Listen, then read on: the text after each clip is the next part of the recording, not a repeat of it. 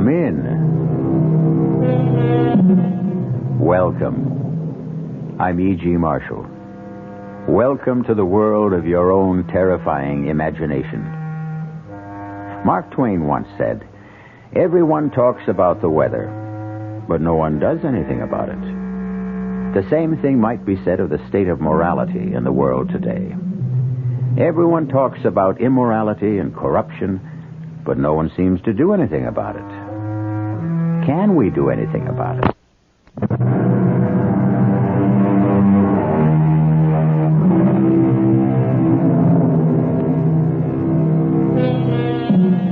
Prometheus' gift of fire to man was a blessing, bringing warmth, cheer, enabling man to cook his food, and also protect him from wild beasts. But along with the benefits came drawbacks. Fire proved to be destructive, and sometimes deadly, and man used it often to destroy. Thus was born the warning, "Don't play with fire." However, those who created one warning didn't follow their own advice, and they inevitably learned that they should have. Bob! Bob! Over here! Ava, I wired you not to meet me at the plant. I had to. Bob, I'm so glad you're here. Darling. I've missed you. Me too, darling. I know I shouldn't have sent you that silly cable, but, Bob, I am so frightened. It's all right now. It is all right. No, it isn't. I know how important your China trip was to you, but I had to bring you back. I tried to handle this myself, but it's Handle what? Not here. Let's have a cup of coffee and I'll try to explain.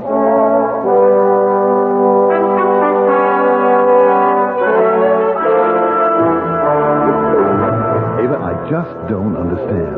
What's your father afraid of? I don't know, and he won't tell me. That's why I sent for you, Bob. Maybe he'll talk to you. You know, darling, if you were anyone else except the level-headed, beautiful girl that I'm going to marry, I'd say this whole thing was nonsense. You won't say it after you see Dad. You won't recognize him. Why, you mean he's changed physically? Not so much in appearance, but in his attitude. You know the way Dad was completely self-assured, positive. Yes, and sometimes wrong. Of course, who isn't? But you don't get to be the head of one of the largest corporations in the country by running scared. And, Bob, believe me, Dad's terrified. Can you picture Vern Marcus scared?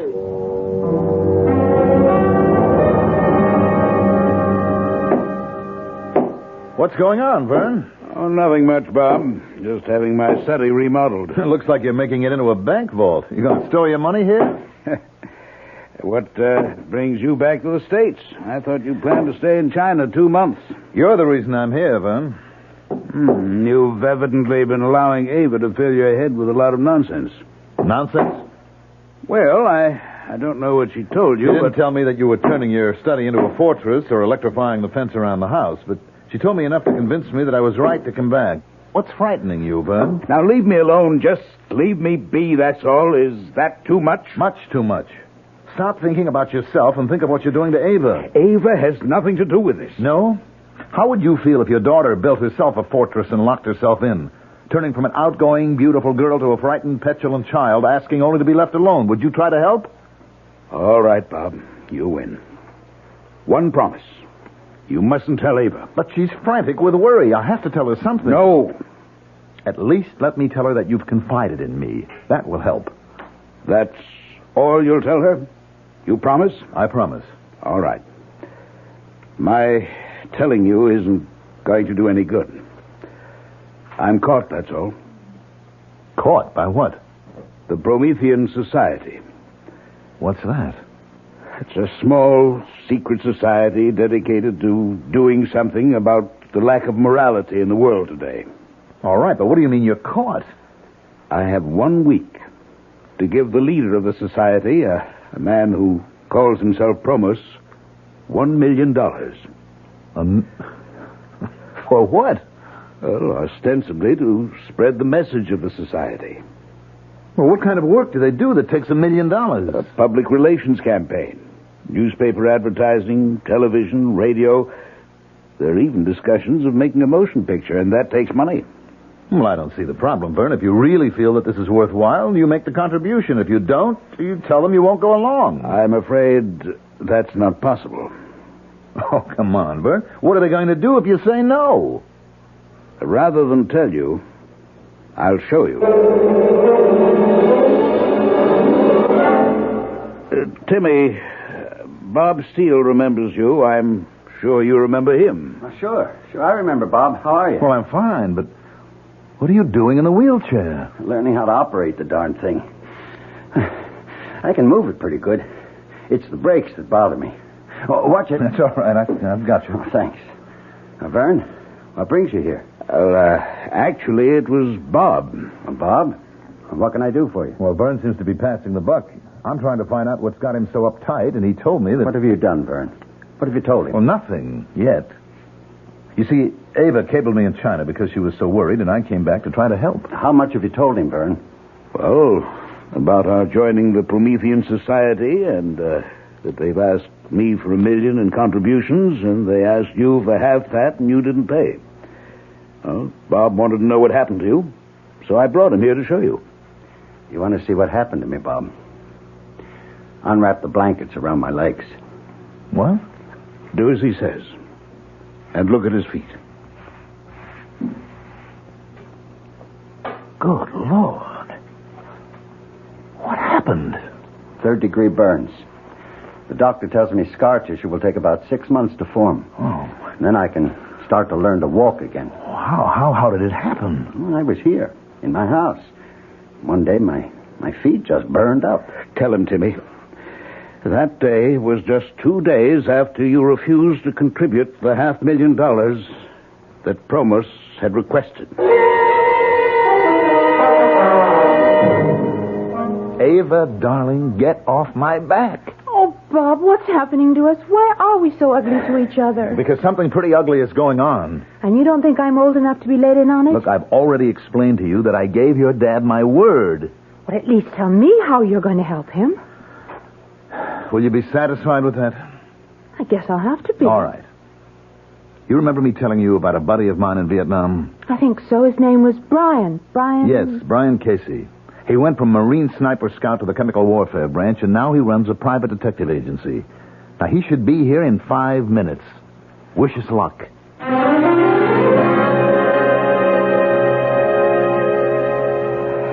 can't do it, Bob. I just can't. Vern, think what we're asking. Only to stall. He'll tell me I've had enough time. I've known about this for weeks. He's right, Bob. Look, Casey, I brought you here because I believed you could help. Now, if you're going to agree with him... Just stalling isn't enough, Bob. We've got to have a plan. And before I can even think of anything, I've got to see what this organization looks like and how it operates. I've told you, Mr. Casey. It's not good enough. I have to attend one of those meetings. I just don't believe that any man can control fire. Then how do you explain what happened to Timmy Burns? I can't. Yet.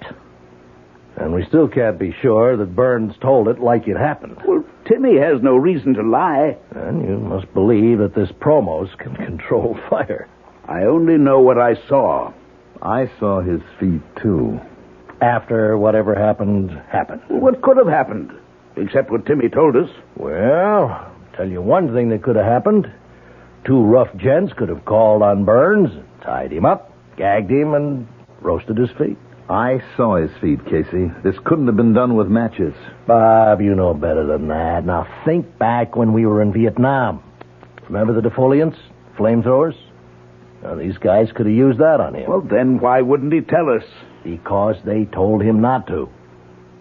And he sure would listen after they finished with him. Never thought of that, but it is possible. No, you don't know Promos. You think he's a nice guy? You wouldn't stoop to a thing like that? Well, I don't know what he is. A fanatic or a blackmailer. But there's an aura of power about him and a certainty. Now, I don't know, but I'm sure that he doesn't have to use others. And certainly not thugs like you described. Well, that's why I have to meet him and see his operation. That's the only way I can help. And I don't see what good that'll do. Let's look at your options, Vern. 1, you can pay. Just the first in a long string of payments. 2, you can blow the whistle and go to the district attorney. But what? Tell him you joined the secret society willingly, that it's dedicated to restoring the moral tone of the world, and that you've been asked for a contribution. That's why I haven't considered the police. Or 3, you can believe me when I tell you that Casey here is the toughest, most competent, and most highly trained private operative I know. In addition to being a buddy of mine from Vietnam. I'm not downgrading Casey. I just don't see what he offers. A long shot. You can take me to your scheduled meeting tomorrow night and introduce me as a sinner who's seen the light. I'm an ex-Marine, a Vietnam veteran. Well, I made a bundle in the black market, and now I want to give some of it to the Promethean Society to to make the world a better place. But I want to see before I give. And the reason you don't have the $1 million is that you wanted Promo's approval to allow me to chip in with you. That makes sense, Vern. And if Promos doesn't go for it, or I come up with nothing, you can always pay.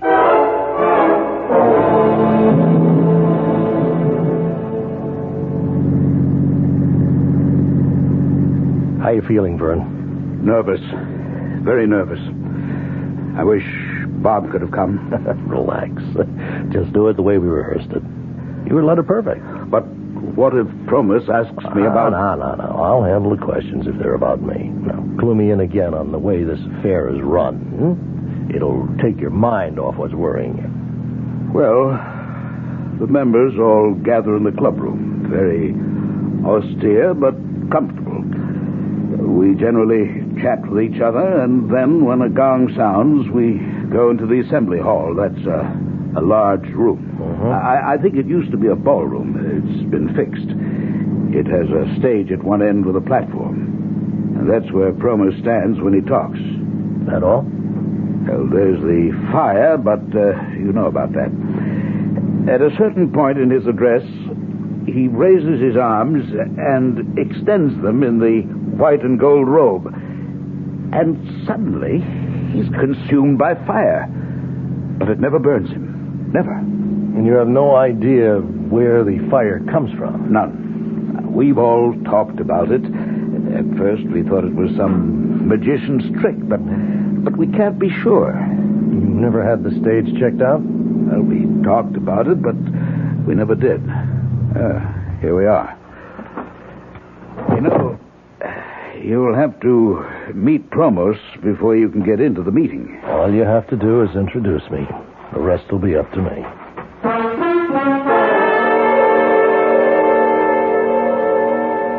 So, you would like to join the Prometheans, Mr. Casey? Well, that's why I'm here. Now, what's with this bit about taking your shoes off? If and when we accept you, we'll explain our rituals. But we do not allow you into the inner chamber with your shoes on. What do you know about the Prometheans? Well, only what Vern Marcus told me. And what was that? Well, it was pretty general that you were an organization doing something about the shocking philosophy in our contemporary society that anything goes as long as it makes a buck. Now, why do you feel so strongly about it? Atonement. Atonement? For what? For my sins. Now, this is not a confessional, and I am not a priest, Mr. Casey. We're engaged in a very secular battle here against the forces that have distorted and corrupted the moral values all over the world. And we intend to use the very same instruments that did the corrupting. Well, I apologize, but I wasn't being flip. Maybe Vern told you I was in Vietnam in the Marine Corps. I know this isn't a confessional, and you're not interested in my life story, but I made a fortune then. Opium? No, not quite that bad. Black market. I sold everything I could get my hands on. Yes. Well, while I'm greatly flattered that you want to join the Promethean Society, I'm sure you're unaware of our admission procedures. We have always selected our members, and only because of Vernon Marcus's stature and the substantial contribution he's making to the society did I consent to see you this evening. Now, wait a minute. Now, much as I sympathize with people like you, you're not the type of member we seek. You know, up until 5 minutes ago, I thought your organization was doing something, but now I think different. Now, what do you think now, Mr. Casey? I think maybe you are money hungry like I was in Vietnam, and you want to stick Marcus for the $1 million and figure on picking up another $500,000 for me later on. If that's what you think, Mr. Casey, I'd be delighted if you'd stay for the meeting. You mean that? I never say anything I don't mean. The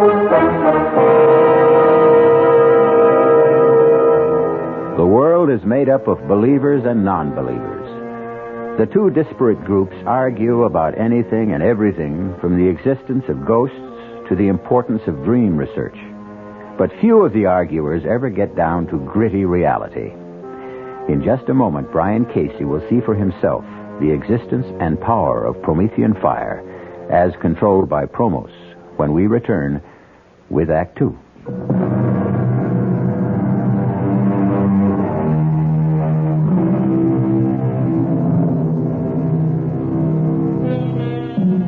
Have you ever noticed how much atmosphere plays a part in our lives?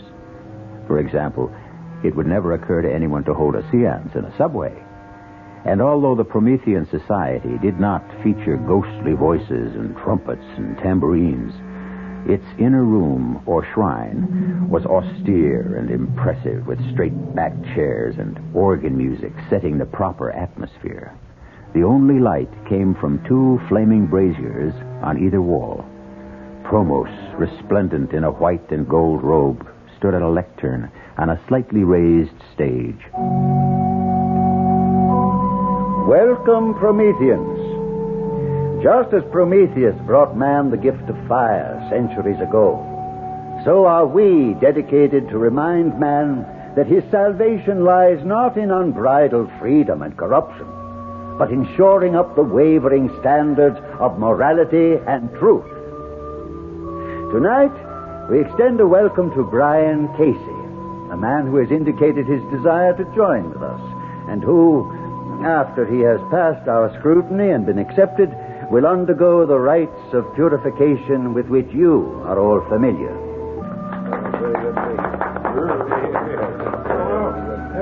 You have a question, Mr. Johnson? I do. As everybody here knows, I'm a businessman, and like everyone here, I joined this society with very high hopes. Yes, Mr. Johnson. Well, put it bluntly, hopes haven't been realized. Could you be more specific? Well, we all know it takes money to mount a campaign of the proportions you outlined to us, and we all contributed at the onset. Now, some of us have made further and exceedingly generous contributions, and I still haven't seen anything that, in a business sense, would justify these outlays. You are asking for an accounting. Well, I'm asking for some sort of indication that something's being done. You ask for a sign, a hopeful sign, which you expect to find on the page of a ledger. No. And you shall have it.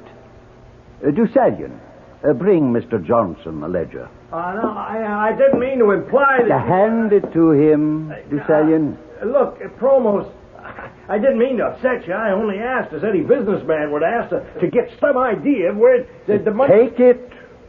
Well, now, look, this is ridiculous. Do you want me to look at it now? Yes, take the ledger. And now, Prometheus, O fire bringer, give our friend a sign. A sign, O fire bringer, a sign. Oh, the ledger's on fire. Drop it, Johnson, drop it. Fear not. We are all safe. None of us has transgressed. I now call upon Prometheus for another sign. A sign directly for me. Watch now, Casey. Watch. You see, Casey? The man's a sheet of flame. He should be burned alive. But he'll emerge unharmed when the flames die down. It's a miracle, Casey. It's impressive, but I don't believe in miracles.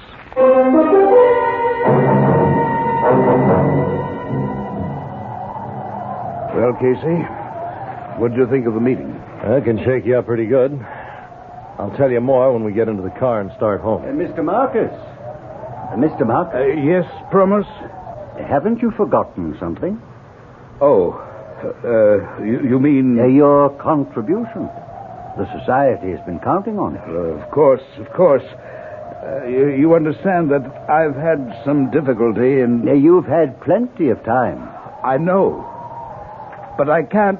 Have you changed your mind about making the contribution? Oh, no, not at all. I was just waiting for Mr. Casey here to... Mr. Casey informed me of his wish to contribute.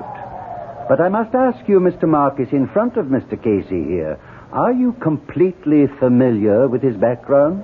Why, yes, I think so. Now, what are you getting at, Promos? You're not yet a member. We cannot accept outside contributions. Well, what's that got to do with my background? Your background will determine whether or not we accept you. That's fair enough. If you accept me, you can take my $500,000. If not, it's up to Marcus to make the total $1 million contribution. Yes, I will. When can I expect to hear about my application?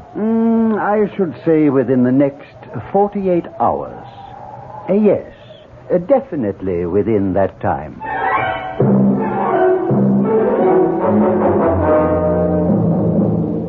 Well, now that we're back home, Casey, what do you think? Phony is a $4 bill. Well, what do we do? Blow the whistle, Bob. Go to the DA. Raid the joint. I guarantee you'll find all sorts of gimmicks that produce the fire Promos uses. You're being blackmailed. You don't want to give the Promethean Society $1 million, do you? No. Yeah, but you're afraid that if you don't... Stop right there. Now, you saw what happened to Timmy Burns. That's what I'm afraid of. Do you have any explanation as to how Timmy's feet were so badly burned? Oh, not at the moment. I thought I did when we were made to bathe our feet in water at the purification rites, but my theory was wrong. What did you think it was? I thought, Bob, there might be some delayed action chemical in the water which might have caused the burns. But I checked my feet after I got home. Nothing. Just plain water. Well, what's the next move, then? Now, before we talk about any next moves, I need a straight answer to two questions. One, can either of you guarantee that nothing's going to happen to me? Two, if we call in the police, can they give me the same guarantee? The answer to both questions must be no. Casey, thank you for your trouble. I'll send you a check. It's been nice to meet you. Goodbye. Now, wait a minute, Vern. You haven't heard... I've heard all I need to. It's not your skin that's in danger of being charred. Neither of you have anything to risk. I've made my decision. I'm going to pay.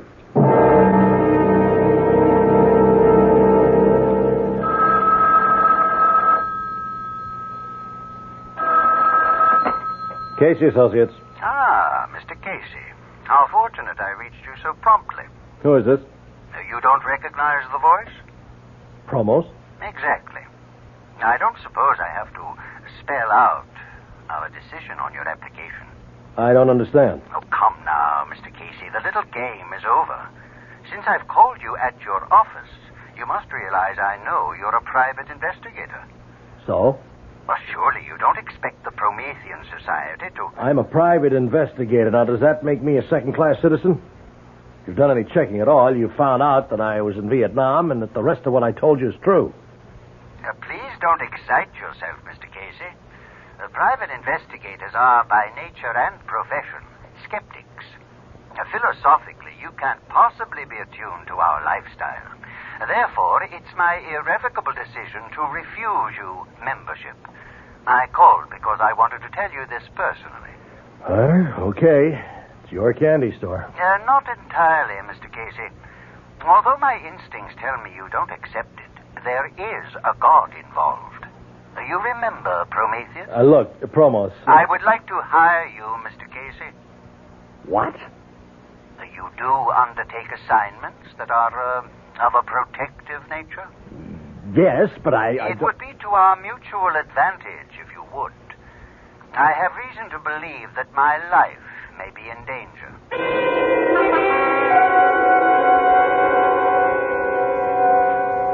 Are you willing to work for me? You'll be wasting your money. It's my money.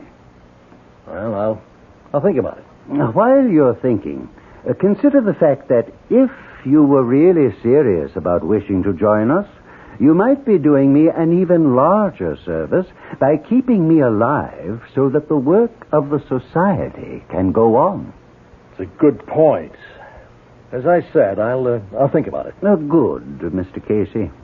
But don't think too too long?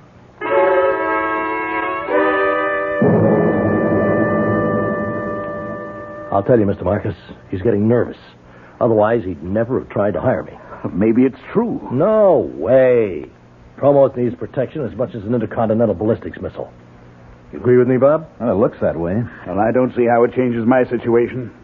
I still have 24 hours to pay. Correct. But if he's running scared, and it looks like he is, then he's got something to be scared about. Look, he's very big on Greek mythology with all this Prometheus stuff, but he's got to have an Achilles heel somewhere, and he's afraid we might find it. Excuse me. Hello? Good evening, Mr. Marcus. I'm not taking you away from anything, am I? Oh, nothing important? Fine. I called to ask if you were aware that the guest you brought the other night was a private investigator. You mean, Brian Casey? Yes. Does that disturb you? Somewhat. A man of his type is hardly Promethean society material. I'm sorry if I made an error in judgment. It thought... doesn't matter. I've just called to tell you that Casey will not become a member, and therefore you are responsible for the entire $1 million contribution. You understand? Yes. Yes, I understand. My feet! My feet! They're burning! What? Get something! Water! Something! Burning? I'm burning! In the kitchen! Pails! Are you talking to me, Mr. Marcus? I'm sorry. There's some trouble here. No, I'm sorry, but... You'll have the money tomorrow night. Goodbye. Call a doctor! Help me! Don't throw your feet under your body. Here's a pail of ice water. Get your feet in here, quick. Merciful Lord in heaven. Look at the water, Bob. It's boiling.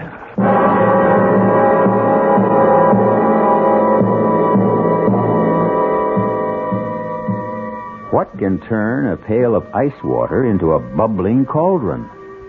Promos would say it's Promethean fire. What would you say?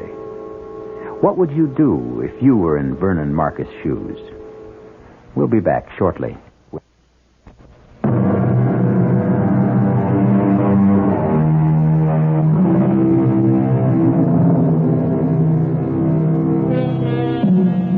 If any human could control fire, he could easily rule the world.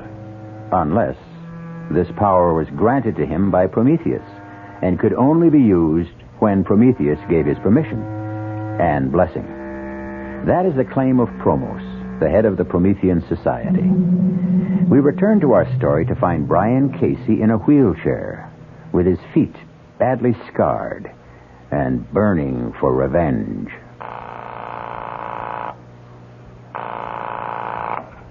Hello? Bob? Casey, where are you? I'm at my office. But your feet... I'm in a wheelchair. Now, they tell me I'll be back walking in less than 3 months. You've got to do me a favor. Of course. When's the next meeting of the Promethean Society? Now, look, Casey, I don't want to interfere, but don't you think you ought to lay off now? Tell me. Then I'll ask you the favor. The next meeting is this Friday night. Did Marcus pay the $1 million? He's handing it over tonight. Where? Well, I don't know, but... Listen closely. I want you to persuade Marcus to invite Promos to a big shindig at his house tonight. I don't know whether... It shouldn't be too hard, but it's vital. Now, why wouldn't a guy come to a party to pick up $1 million? Casey, you ought to know better than anyone that Promos isn't just a guy. We both know he likes money. Now, Marcus can say that he wants to make a big publicity deal out of the party. There'll be a lot of tycoons there. Now, it'll be an opportunity for Promos to meet them. Some of them should be interested in the Promethean Society. And think of the impression it'll make when Marcus hands over the $1 million. Well, it's a point. It'll work. And think of the impression Promos will make when he shows up in his robes. Why would he wear the ceremonial robes? Because they're impressive, because he's a ham at heart, and because he has to for my plan to work. Your plan? What plan? It's better that you don't know, in case something goes wrong. Look, Casey, you're asking to use Vern's house, and... I give you my word Vern can't get into trouble. Now, you've got to make the shindig come off. Why? What's so important about Promos coming to a party? Because after he gets there, you're going to spill a glass of whiskey over those ceremonial robes.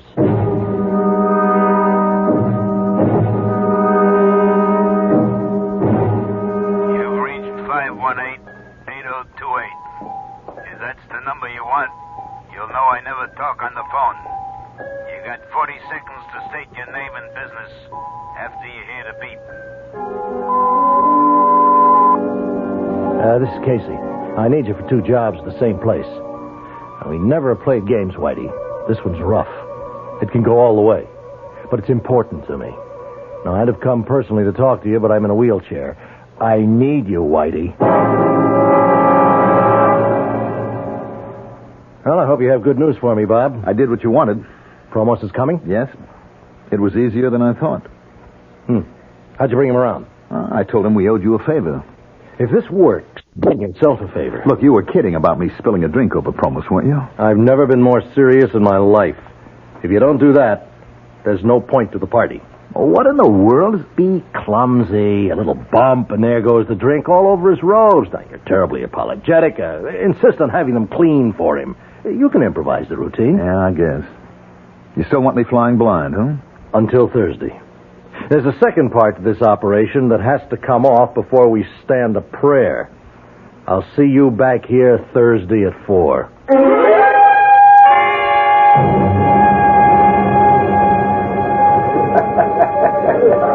Bob?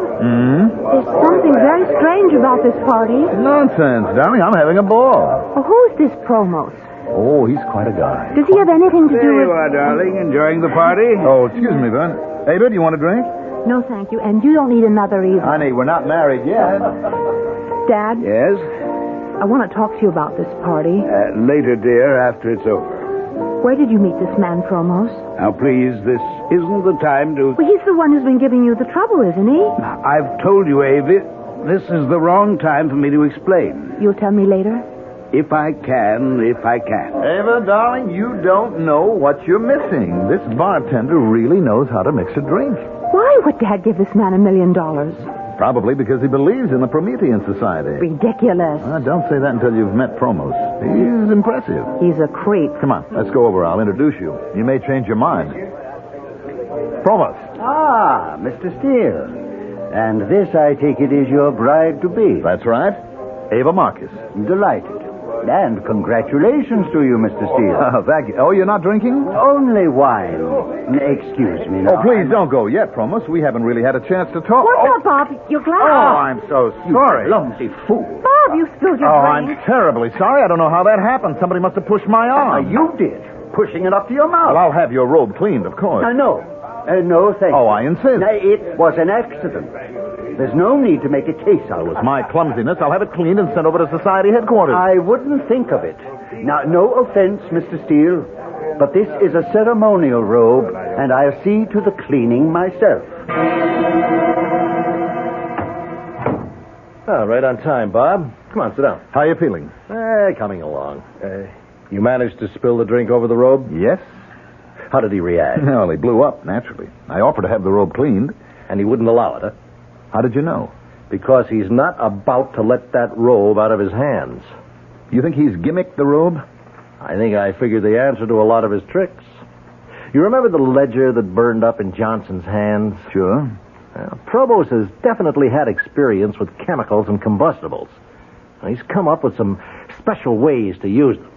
Now, that ledger was treated with an unusual substance that would ignite when touched with the heat of a human hand. Yes, but the guy who brought it to him, Deucalion or something. He was wearing gloves. Are you sure? Well, I'm sure about the gloves. The rest is an educated guess. I learned a lot about chemicals in Vietnam. Well, how does the robe come into it? I just finished looking over Promo's ceremonial robe. How'd you get it? Remember Whitey Phillips? Where did you find Whitey? He's got a locksmith business. I can't believe it. Forgive me for laughing, but that slick crook, a locksmith, is just too much. Well, it's a perfect business for Whitey. Now, he was here 10 minutes ago. He brought me Promo's ceremonial robe. You got to be kidding. Whitey stole it? No, not the robe you stained. I told him to lift the clean one. Wait a minute. How did you know there was another one? Well, there'd have to be 2 robes in case one went out of commission. Uh-huh. And what did you discover when you examined the robe? What I suspected. He was treated with some kind of flame retardant. Well, would that protect his face? I mean, Vern told me he doesn't wear a mask or anything like that. I know. I've wondered about that, too. Now, those flames leap all over. Now, if he had something that blew strong enough to keep the flames from his face... Well, that's pretty risky, isn't it? He's playing for big stakes. Casey, you're obviously convinced that the man is a phony.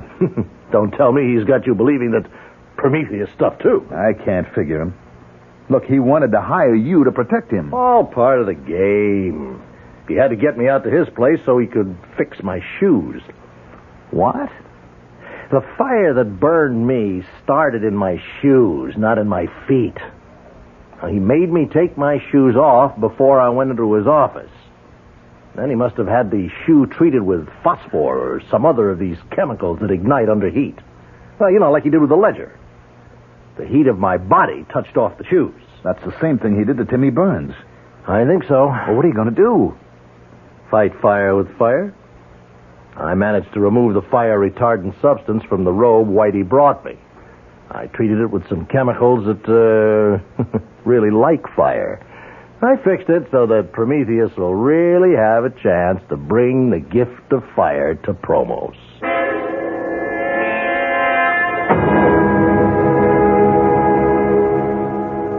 Whitey made it. Are you sure? Why shouldn't I be? Byrne just heard that tonight's meeting has been called off. Any reason given? No. Another date set? Indefinitely postponed. Now, do you think maybe Promos suspects something? I know, we've got to trust Whitey. Why would Promos call off the meeting? Well, maybe he's packing in the entire operation. With Marcus Million, he may figure he's had it. Now, that leaves us up the creek. Only one option. We have got to get that meeting rescheduled.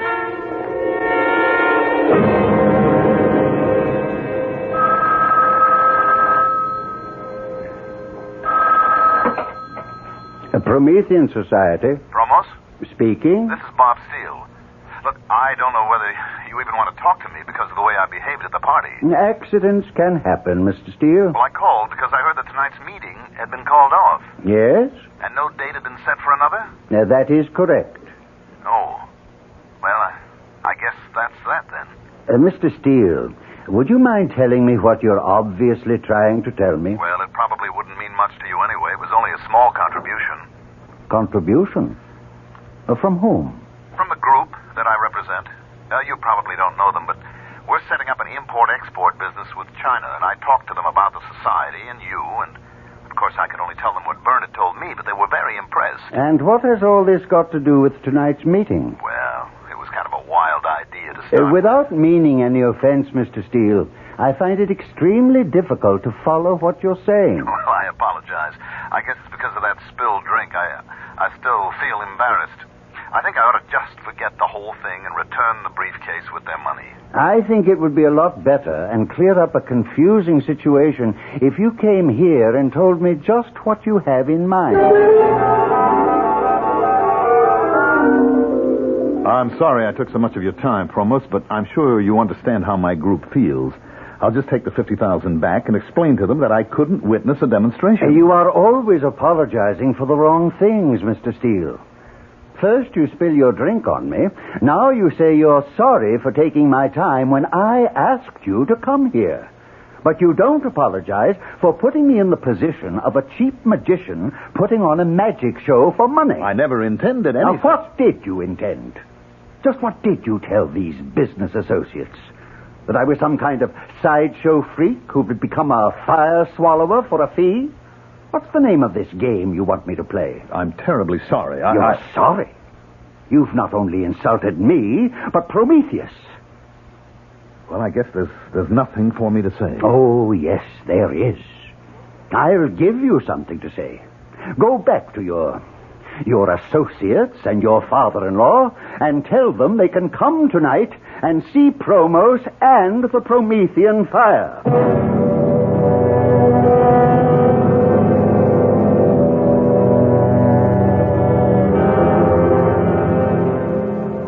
I don't like it. What's going to happen?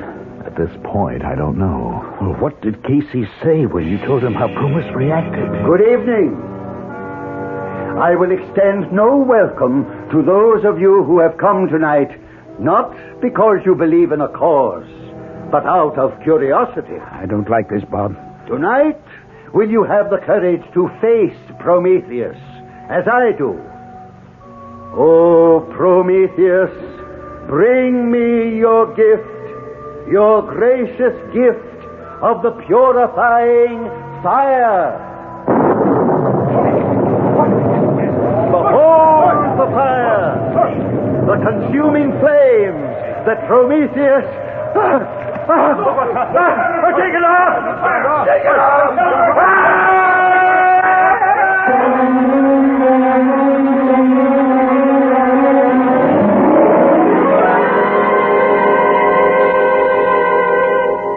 Those who live by the sword die by the sword.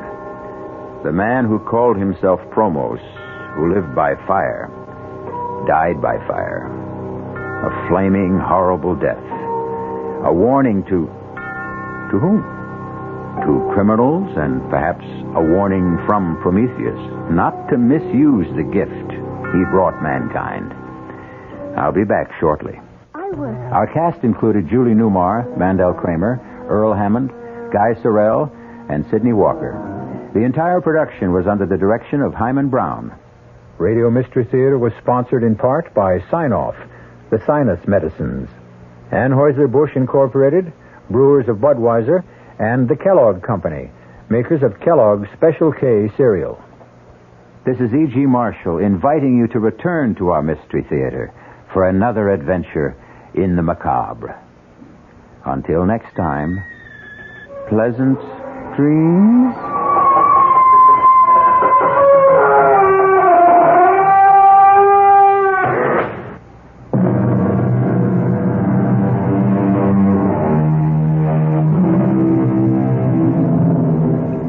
The preceding Mystery Theater program was furnished by the CBS Radio Network.